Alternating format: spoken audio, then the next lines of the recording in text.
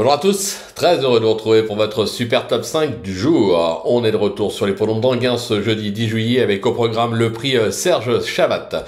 Une course européenne pour juments de 4 et 5 ans qui vont devoir en découdre sur les 2150 mètres avec donc un départ à l'Autostar. Je vous le rappelle, à Anguin, l'Autostar c'est 8 par ligne. Mais avant de vous délivrer mon pronostic, n'oubliez pas qu'actuellement pour toute ouverture de compte sur Genibet, vous pouvez bénéficier jusqu'à 200 € de bonus hippique et 50 € de free bet sport. N'hésitez pas également bien sûr à vous abonner à notre chaîne en activant toutes les notifications. Pour cela, vous allez cliquer dans la cloche quant à Flo Gautreau pour le retrouver. C'est simple, direction les réseaux sociaux. Allez, sans plus attendre, je vous délivre donc mon pronostic et restez bien avec moi surtout jusqu'à la fin de l'émission pour connaître mes impasses dans cet événement. Allez, en tête, le numéro 2, Eleonora Griff, l'As, La Via 2, le 14, Courga de Loup, le 11, Lagune Pilla, le 12, Louve de Dédou et le 4, Knitulia. Vous l'aurez compris, les Abrivard, je les aime bien. Allez, on passe sur l'analyse. Ma pépite, donc le 2, Eleonora Griff, qui a montré quelques moyens en Italie et Scandinavie et s'est vite adaptée aux courses françaises. Elle reste en effet sur un succès, une deuxième place sur les 2100 mètres de Vincennes. Elle devrait être encore plus à son affaire sur la piste d'Anguin. Et puis franchement, on peut faire confiance à Alain Chavat d'avoir affûté sa protégée pour cet événement qui rend hommage à son père Serge. Vous l'aurez compris, ça sent un petit peu quand même la course visée. Et puis ça sera un joli clin d'œil de voir Alain Chavat remporter cette épreuve.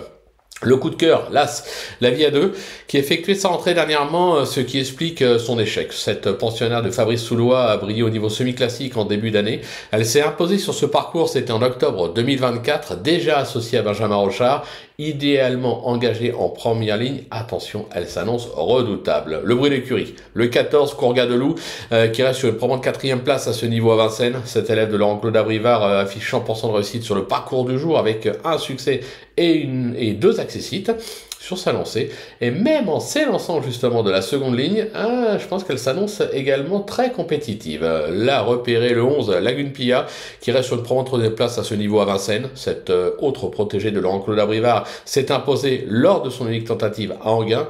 Elle excelle sur les tracés réduits.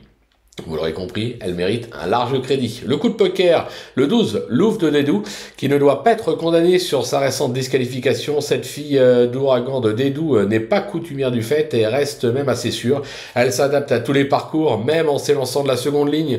Un rachat de sa part est attendu. Et enfin, ma petite trouvaille, le 4, Knitulia, qui excelle sur les tracés réduits et reste même sur un brillant succès sur les 2100 mètres de Vincennes. Cet élève de Laurent-Claude Abrivard, et oui, ça sera la 4e au départ, a depuis repris de la fraîcheur. Il va même effectuer une semi-rentrée, on va dire, ce jeudi. Mais attention, avec du travail derrière elle, un conseil, ne la négligez pas. Du côté de l'impasse, ce sera le numéro 7, Kanaka de Busset, qui n'a cessé de décevoir ces derniers mois et doit d'abord rassurer. Je vais également écarter le 8, Kiss Mionnet, qui semble elle aussi loin de son meilleur niveau et a toujours échoué à Anguin. Voilà, tout est dit, ou presque.